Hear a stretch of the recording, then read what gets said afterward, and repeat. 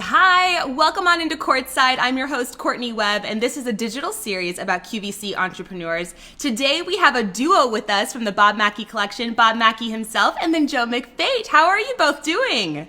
Hi there. We're good. We're good. Yeah. Oh, well, welcome on in. Once and foremost, we have missed you both in the studio, so we're glad to see you here. Well, I'm home with my dining room table. It's fine. It's fine. And I live very close to Bob, so I can pop over here. But we miss you guys. I mean, you're like family to us. I know. So we're happy to have you both, and we're excited to hear more about both of your journeys into the current positions that you are in, and also to learn more about the history between the Bob Mackie brand, but also what you've done with the collection at QVC. So we'll kind of start off first and foremost. I just want to introduce Joe McFate. You're the design director for Bob Mackie, and then you and then you have Bob Mackie. He's our renowned costume and fashion designer. Both Renowned, indeed. I consider you both renowned if you don't. He is. Perfect. So, Bob, I just want to hear from you at the beginning of when you started your career. I mean, you started as a costume designer, but were you doing something else before that? No. Actually, I when I was 10 years old, I decided, I realized there was somebody that actually got called the costume designer on movies. And I went, oh, I could do that. I'd be good at that. And that was it. I never changed my mind. Wow. And then, Joe, what about you? As a design director, did you start off always designing? Well, yes. I was an actor, and I was in my high school productions, and of course, I loved performing. But I also, I was cast as Little Abner, and I was the skinniest Little Abner I've ever seen. And I was also very fair-haired. But we built me a body that gave me muscles and a big chest, and I thought that was the coolest thing. He's laughing because he's seen the pictures, the before and after pictures. Yeah, he was really skinny. Yes, and so I was fascinated by that whole process of making things, and so I began as a maker. I was also a costume maker. And thank God I had great art and music and phys ed teachers in my high school who encouraged the use and knowledge through the arts. It was great. I really had a very lucky young life. Oh, well, I love that you both started off exactly where you wanted to be and where you are now. That's very rare, and so it's really cool to hear that you actually have been in your space for this entire time. Tell me a little bit about how each of you have worked with iconic women in the history of your time there, but also how I would say like your perspective and your way of designing has changed and evolved over time. I'd like to hear both of those. Well, designing is really like a science. A lot of people say, oh, you must have so much fun. Well, it's not really fun, but it is a science. It has to be exactly the way, it needs to be. And you have to understand the theatrics. You have to understand the theater. You have to understand your script and the characters they're playing. You can't just make a cute dress and put it on somebody and expect them to act through it. Because it doesn't always work that way. No, but you have to admit you've had some fun doing it. Oh, no, I always have fun, but it never seems like a job to me. It always seems like something that I'm supposed to do. But that's because so much of what Bob does, and perhaps one of the takeaways for me, the things that I've learned over the years with Bob, is how to solve the problem of performance. So for instance, one of our legendary ladies sings, she flies in the air, she does acrobatics, she tumbles, and she has dancers, and she does all of these things. So in that case, designing for that particular performer, you've got to take into consideration all of those aspects. She has to be able to stretch, and she also has to be covered up so that she doesn't fall. Every now and then she falls out. Oh, my goodness. Well, and also, how do you keep the iconic perspective of each woman or each person you're designing for, and then also add your spin onto it? You have to be very careful. You're there to enhance them, not to make them into something different, because they're already famous to start with. So, that's the way it works. You don't mess with what they've got going. That's the key. You only enhance it. Sometimes you say, oh, I wish I could put something on her that would show this or that. Or if she has beautiful legs, you show her legs. If she's a dancer, you have to make sure she can move. It's an interesting kind of situation, but you never you never walk in and say, I'm going to make her into something else. No, never. And that doesn't work. He made a silk chiffon kimono, a striped bright yellow and black and white kimono for the performer Pink. Oh yeah. A kimono before, and he didn't force it. He just said, he was like, hey, what do you try this on? And she put it on and she loved it because it still floated around, and suddenly she thought of something that she never thought of before because he introduced something new, but not more difficult for her to handle. We're there to help, really. But at the same time, sometimes you have to talk them into things because they've never had it and they don't know. Well, and that's actually a really good point. And I think that kind of takes me into your collection at QVC because you're designing for so many different women that you may not get to see. You may not know their lives or what's going on. Tell me how you both take both of that perspective. All those years, I have to tell you, I was doing, one thing for one woman. And then we go on to doing another thing for another woman and whatever. And anyway, but it's on QVC. You don't see everybody. But these are real women. They're real women with real lives. And so you're not doing costumes to hang on a trapeze in. I mean, you're doing things for them to be comfortable in. And fashion today is so comfortable. It's just, it has to be comfortable. Yes. It has to be casual. But I always say casual doesn't mean sloppy and a big mess. Agreed. And sometimes I keep hoping there's that woman at home saying, I think he's talking about me. But it's true, though. A lot of people think the minute you're casual, you can just be a mess all the time. And that's not true. No, but our QVC ladies tell us, believe me, they tell us when they're happy and when they're not happy with the product. Oh, they let you know.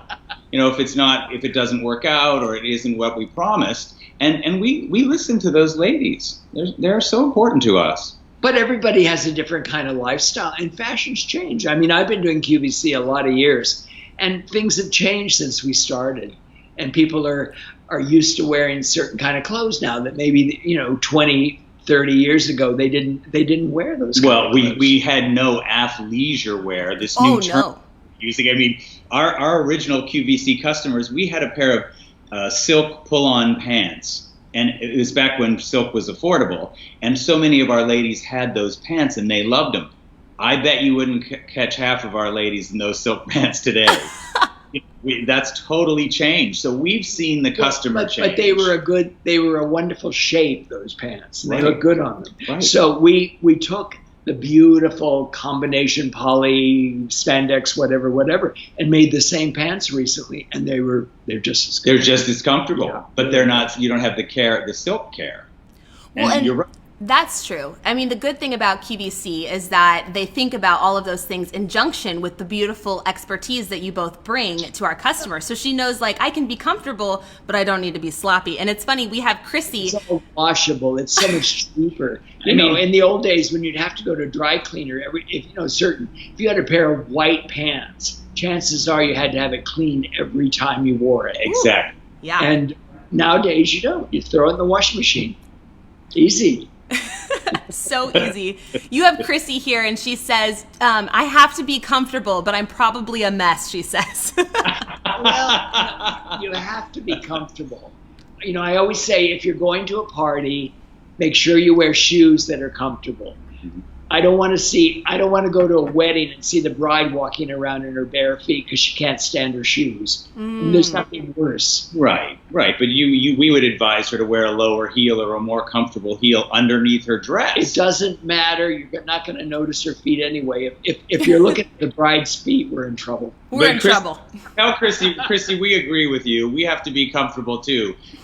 Believe me, when they invented stretch for men's pants, we're wearing pants that have stretch in them too. Yeah. What a difference.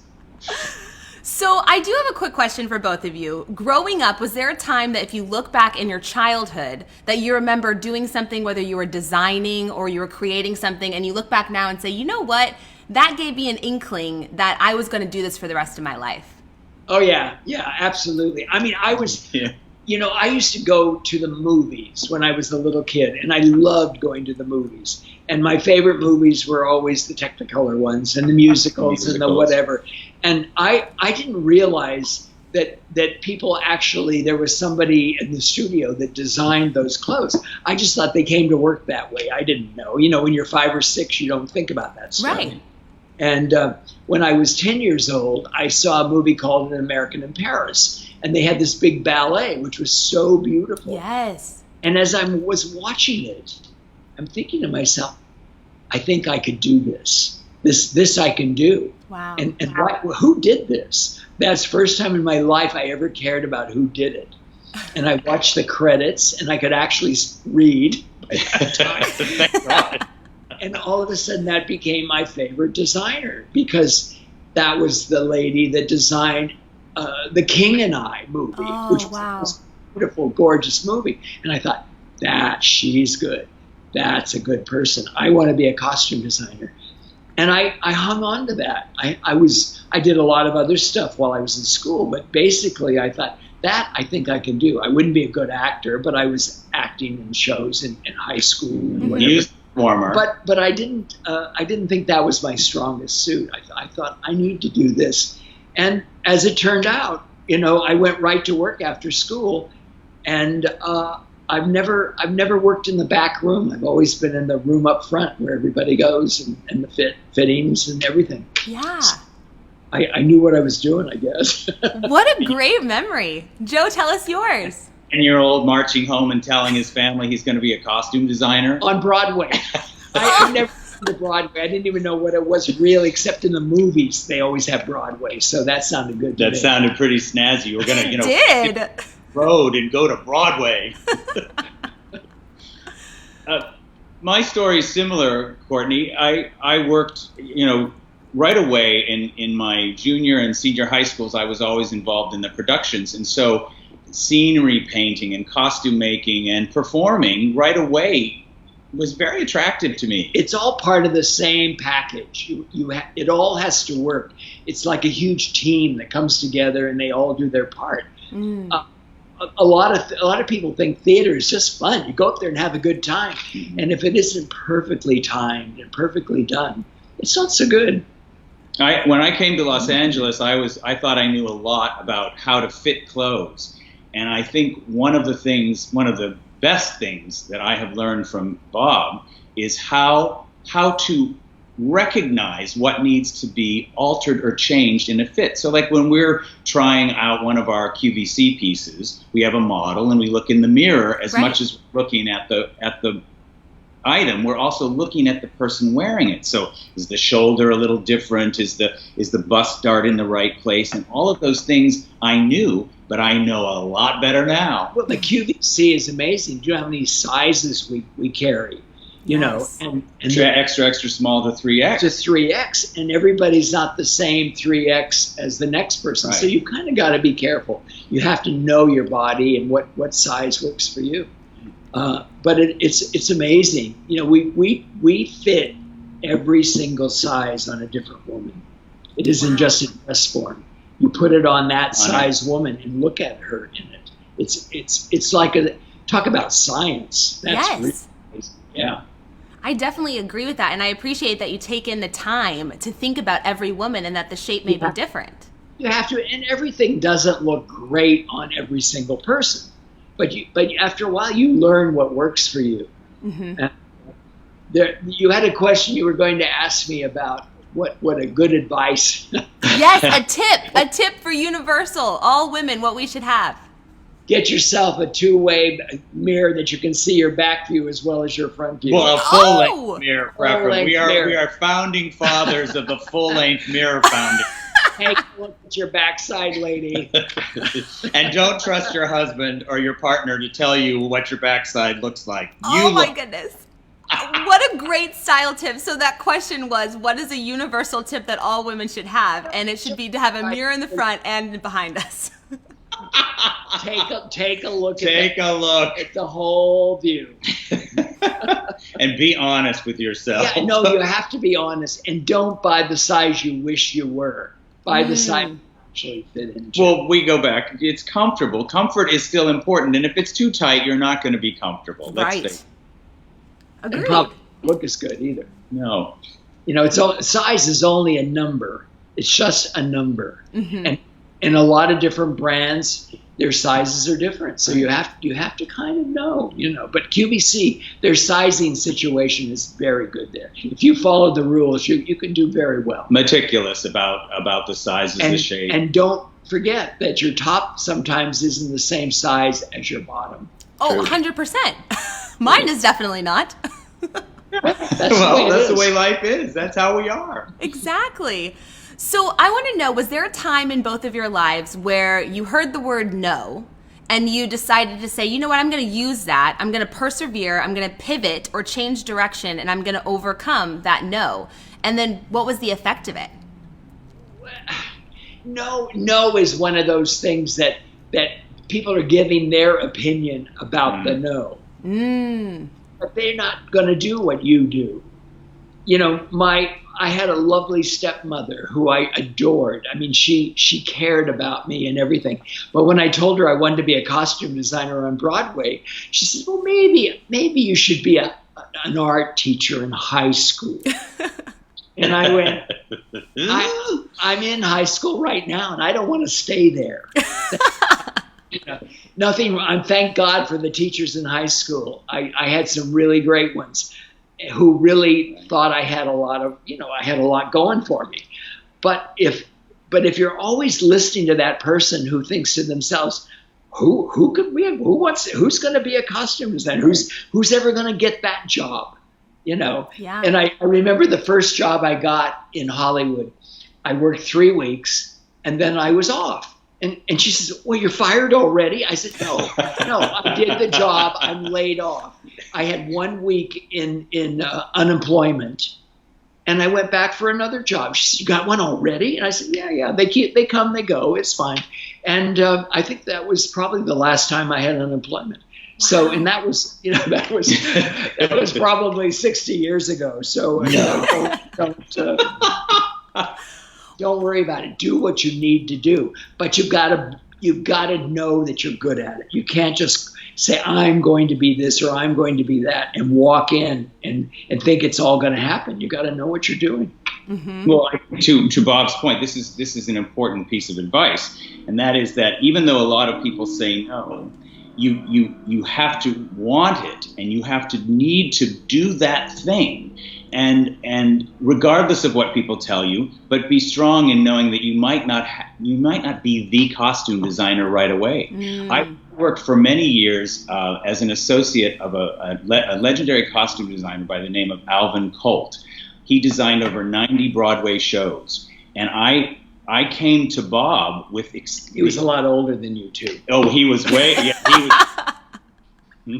Yes, he was way older. But the point is, I wanted to be a costume designer on Broadway, but it didn't happen like that right away because I had to almost apprentice or work with someone else who was doing that at the time, and I did that for a long time. I mean, I'm almost over 19 years with Bob, and so I've learned a lot from Bob as well, and not to diminish anything that I've learned from Bob. But I started with Alvin, and he did On the Town and Guys and Dolls and all these great big Broadway shows. He was a legend, and he lived to be 92. So there's hope. Well, good. Yeah, true. Well, I do want to ask, as far as speaking of talent and wanting to go forward with what your talents and skill sets are, what would you tell someone who wants to branch out with their own expertise or their own gifts and talents? What would you advise them on pursuing their dream? I always think that if you try to work for somebody that you admire or a business that you like the product, you're going to do well there, better than if you just walk in, cold. It goes back to what I was saying a little earlier. He's right. You find the person who's doing an admirable job or something that you appreciate because you want to do what they're doing. And they have a product that you really think is good. Ah. Right? If they make crap, if you're pardon the expression, you're not going to be happy with it because it isn't what you approve of.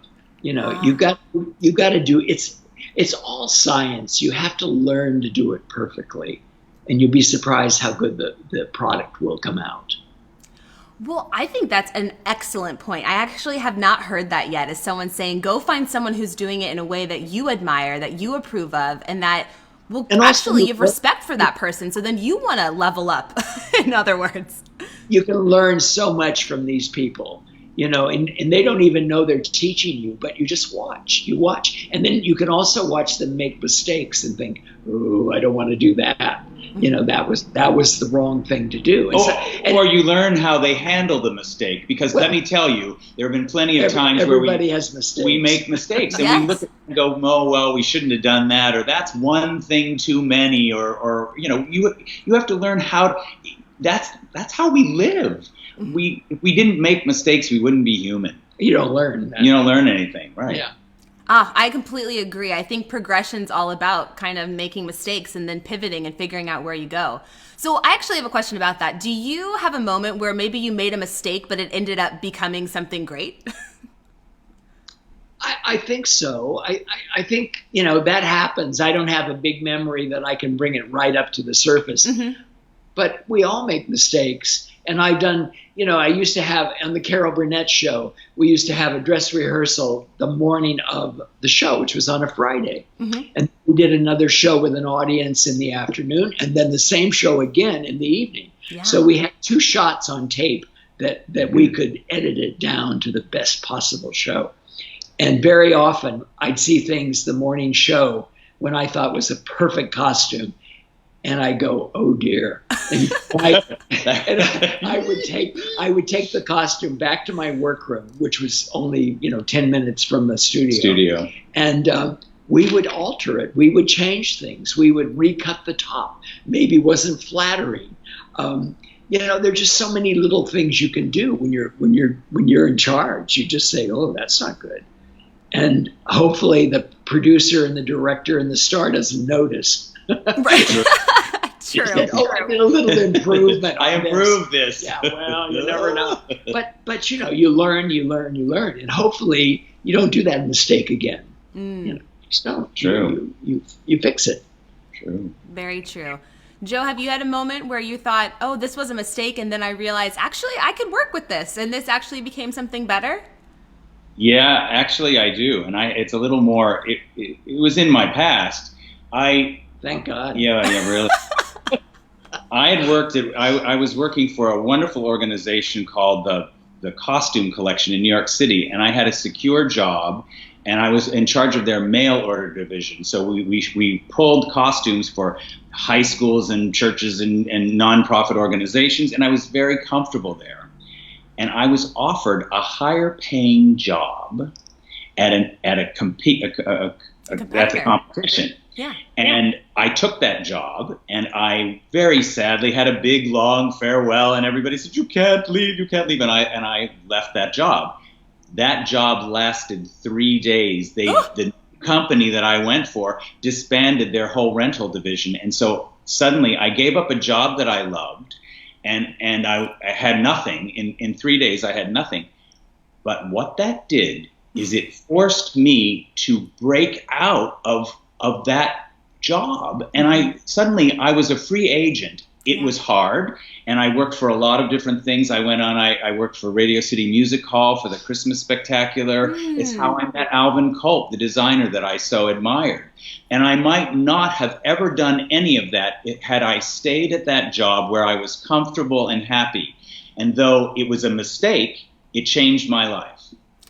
Well, and that I think also takes courage, because a lot of things that we do have to take that perseverance and that step forward that says, okay, I'm going to try something that maybe I think is good, but you honestly don't know until you do it. And so I think I really appreciate both of you sharing your stories. Well, you have to take chances, and very often you know that you're going to hit something that you don't know how to do, and you have to figure it out, or ask someone, or get some good advice from somebody. Right.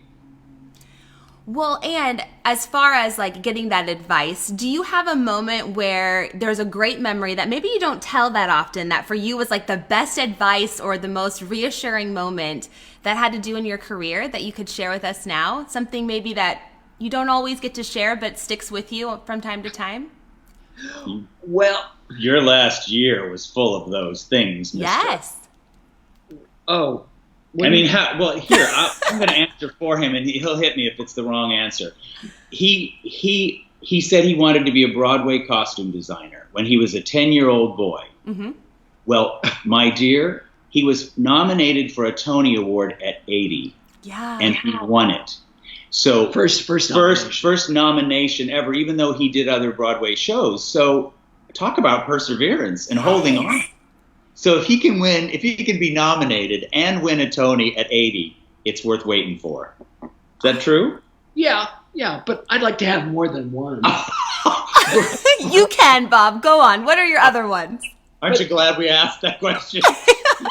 Theaters are basically closed down right now, Yeah. so it's very tough. I don't know what my theater experience may be very limited. Yes, we were about to do the tour of the Cher musical tour when the pandemic happened, and so we're hoping that the fall 2021 that will happen. We'll see. Oh, still to come. Having a lovely leisurely summer. A hot summer. A hot summer in Palm Springs, but it's beautiful. It's beautiful. Yeah. Well, and you need those respites. I mean, they're good things. So what are you doing to stay optimistic, to stay creative, to stay energized during this time? Because we are kind of refined here in these little boundaries that have been set for us. I have a documentary that they're doing on me. Oh, wow. And I'm in a little bit, but there's a lot of interesting interviews with different people that I've worked with and dressed. And of course, there's a million clips that they can put into it from different shows and movies and stuff. So that was fun. And also, he's got a book coming out next fall called The Art of Bob Mackie, and it'll be filled with lots of photos and sketches. And wow. It's been actually every couple of days, this wonderful guy named Frank Velasnik, who's writing it with a woman named Laura Ross, sends us images. And so it's like going to school all over again. We look at photos of Bob's work over the years. I mean, some of them I don't want to ever see again. But you just say, "Oh, let's not print that." But it's fun because it makes us really look back at Bob's whole career of television and film and Broadway and television specials and other things. The Oscar ceremony telecast. So that's been keeping us both optimistic. Well, and those are very big and exciting things to come up. I can't wait to see the book and the documentary. How exciting. I'm getting very impatient. Well, he's impatient because the documentary may have to be next fall. Oh. Right? We planned this fall, but that could be postponed to next fall. But they have a lot of footage already in the can and lots of great interviews of all kinds of people, some you never even expect, who have been influenced or who are fans of Bob. So that could be really exciting.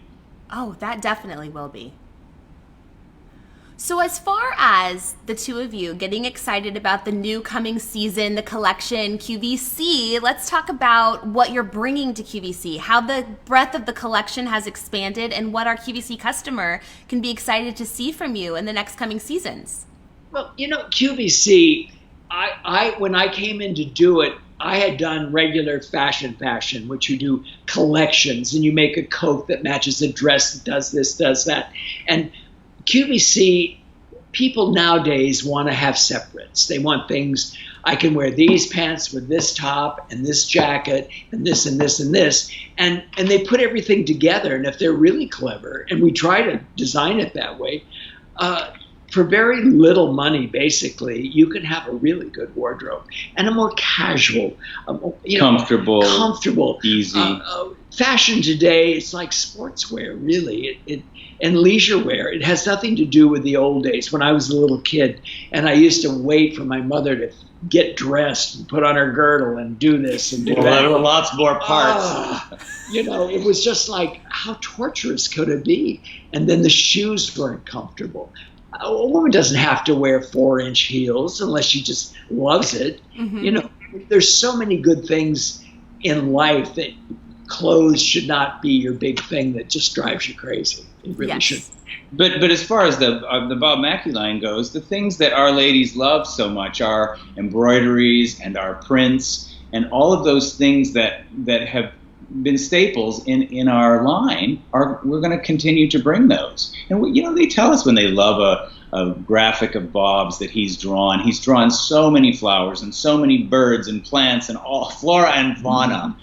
And so it's remarkable that this mind of his is still quite fertile. It is. I can see it in the designs. I would definitely agree. Look here and see if you see anything interesting. Well, I just want to ask 2 more questions before we wrap up this interview. But one of them is, so both of you have worked with some of the iconic women in history. I mean, the names of women who are just one name, a lot of them. Tell me a little bit about the ones that you've worked with together. Have you worked with women that, like, maybe you worked with one earlier and then, Joe, you worked with them later? Do you have any stories or overlap? Yeah, well, a lot of people. A lot of people are the same, or if I'm busy and doing something, and one of our clients are longtime clients, and old, but after 40 years, you think, well, she's a little older than she used to be. This question, I'm going to tell you what he did. We've been working with Pink, and we'd done 2 of her tours, or one major tour, and then the second tour was coming up, and we did some of the preliminary fittings in Los Angeles. But her first gig was in the Stadium in Nice, or in Germany, in Cologne. And Bob said, "You go, you go. You've got this. You go." And so I took our little cutter fitter guy, Kelly, and the 2 of us flew to Germany. And I'm telling you, I had the time of my life. I'm sure. That's where she was high flying. She entered the stadium on a crane and she rappelled to the stage. And believe me, we worked. We worked very hard to keep her in her costume. Oh, I'm sure. So there are times when Bob will say, "Okay, you handle this, or you take care of that," and that's really quite flattering after all these years that he trusts me. I trust him, but I've had some of the best entertainers that have been in the business forever. Yes. My first big client ever was Mitzi Gaynor, who is just phenomenal and beautiful, and she's still around, and she's not working like she used to work. Who can? I don't work like I used to. Right. But it's amazing.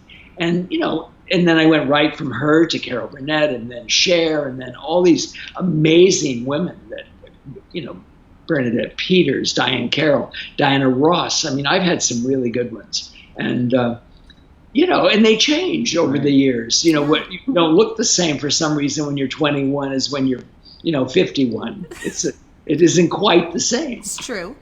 My very first year working with Bob, I came from New York City, and I moved to Los Angeles to work with him and his company.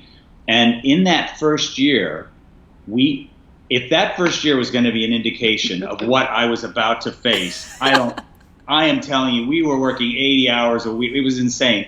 But he did the first Cher farewell tour. Oh. He did a Carol Burnett special that happened. It was broadcast after 9/11, and the viewership was enormous. Wow. And so we did that Carol Burnett special. We did the Cher special. We traveled all over the place. It was an extraordinary year for me, and I thought, what have I signed up for? Yes. I didn't have much sleep, but it was great. Our last year was pretty good. Well, our last year was pretty sensational too. That's true. Your last year definitely was. I mean, I think a lot of people are aware of the accolades that were taken during that year. So congratulations to both of you and all of the success that you've done. Now, if we are wanting to follow the journey or support the brand or even learn more, where can we follow and shop and learn more about you and the collection? Well, our big outlet right now is QVC, and we're very happy because I've had the best time on QVC ever. But our own website, our Bob Mackie website, our Facebook page, you know all that stuff. Yeah. Bob, what's your Twitter handle? He doesn't know. All those words. So I'm at Joe McFate 3. I'm not a Twitter fan. No, but you talk on Twitter for obvious reasons. Yes, all right. So moving ahead, we have our. I'm not supposed to mention his name. Our social okay. media. All of our social media campaigns are our Twitter and our Facebook. Facebook is the easiest, and our Bob Mackie website. You can shop on our Bob Mackie website for dolls and fragrance, and there's a link to our rugs and a lot of our other products. So it's pretty easy. Just type in Bob Mackie, and you can go to town. Perfect. Well, we'll definitely do that. Shop at QVC for the Bob Mackie collection, the wearable art collection. Also go follow them on social media if you can find them. But also, before we sign off here, do you have any funny, humorous moments that you look back and you're like, oh my gosh, that was absolutely ridiculous before we sign off? Can you remember anything? Well, I don't know. There have been some. I've had, funny. I mean, you just do.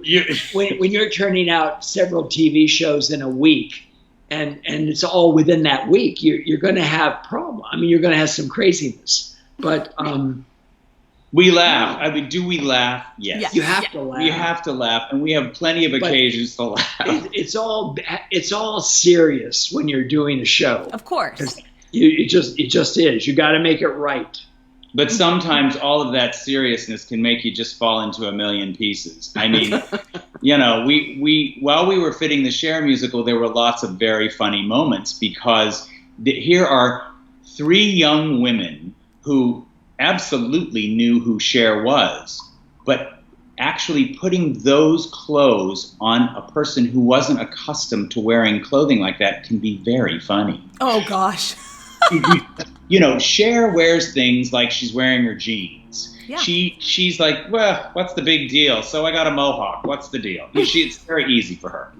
But those women, and God bless them, they were game and willing to try anything. But there were very funny moments. I mean, I can't say them. I can't say them out loud. That's okay. But the thing is, you never saw anything you weren't supposed to see. You just thought maybe you could if you tried. But those girls were hilarious because they go, "Wow, that's really low," or "Oh my God, I'm almost out of this." So we had some fun doing that. Oh my goodness. Well, I appreciate you both joining me. And I know a lot of people who are watching right now are saying thank you so much. You've had an amazing career, both of you. And they're also so excited to see what's to come and excited about the documentary and the book as well. Thank you. So thank you both. We're going to sign off and say goodbye, but we appreciate you and we hope to see you in the studio soon. I hope so. Hope so too. We miss you guys. Bye, y'all. Have a good one. You too. Bye-bye.